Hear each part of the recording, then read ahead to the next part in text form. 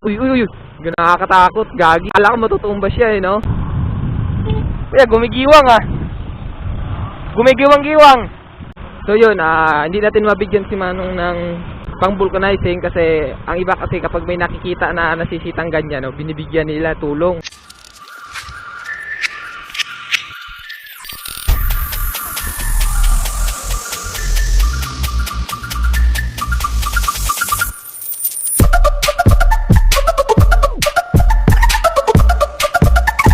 Okay, let's go. Bangon mga hamon, walang takot, hinarap ang tagumpay nasa kamay. Unti-unti mo nilasap, pinatunayan mo na kaya mong makipagsabayan ng hindi umaatras sa kahit anuman laban. Basta laging tandaan, ibigay mo ang tiwala sa Diyos na magsal.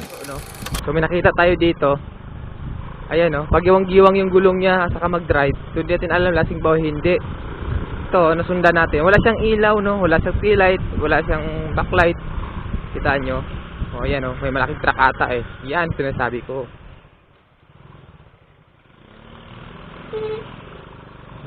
Malaking truck dito, delikado pag walang nag-a-assist talaga.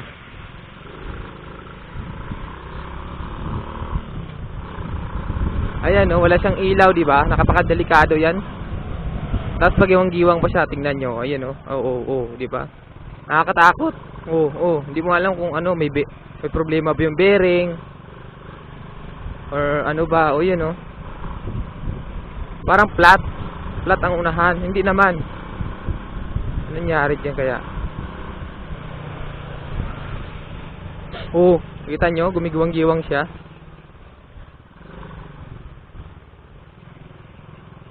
Nakachinilas pa siya Wawa naman tong motor.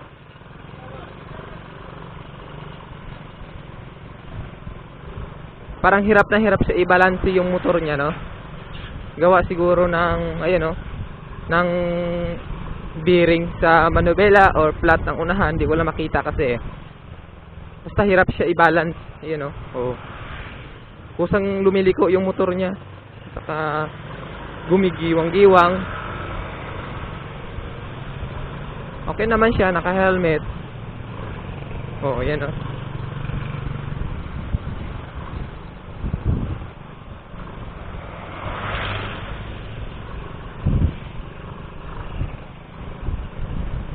kaya papasok to si kuya, Tapos yung helmet niya hindi pa inayos pagsuot, full face naman sana.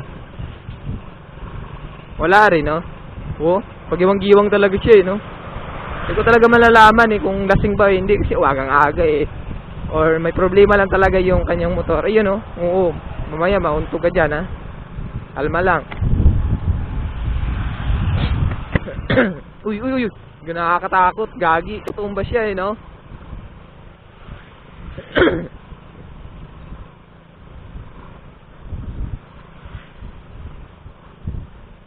Nakakatakot talaga tong motor ni Manong.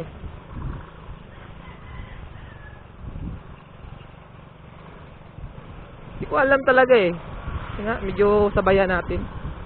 Tingnan natin yung unahan. Ay! Flat. Ay, di naman Kargado hangin Ba't kaya? Gagi, kulit. Wala. Bababangga ka pa. Naku, nakakatakot. Ang laki ng truck. Sa gitna pa siya talaga. Naku.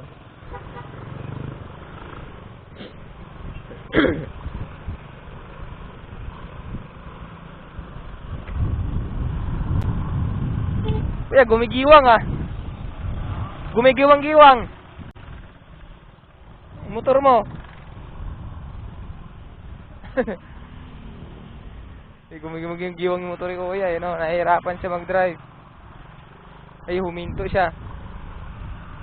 So, nakakatakot So yun, hindi natin mabigyan si Manong ng pang vulcanizing kasi ang iba kasi kapag may nakikita na nasisitang ganyan, binibigyan nila tulong. So iba tayo wala tayo kinikita pa dito at saka wala pa tayo pambigay dun.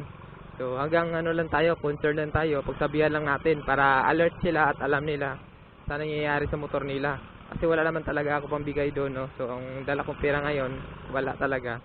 Pangbaon lang, pamputang trabaho. So pag binigay ko, wala na ako. Wala ako pang gas. So yan, pasensya na kayo ha. Kasi yung iba dyan, baka sabihin, ba't hindi mo binigyan? Pag-organizing, baka wala pa organizing si Manong. Walang pera, papasok pa sa work. Ay, yun nga, ang sinasabi ko, baka wala na tayo eh. Pasensya na kayo. Susunod, next time, next year, next year, pagpala rin tayo, yan ang ano natin gagawin. Tulong tayo pag meron tayong nakitang mga ganyan na nangailangan. So wala tayo ngayon, so pasensya na kayo talaga. So yun lang.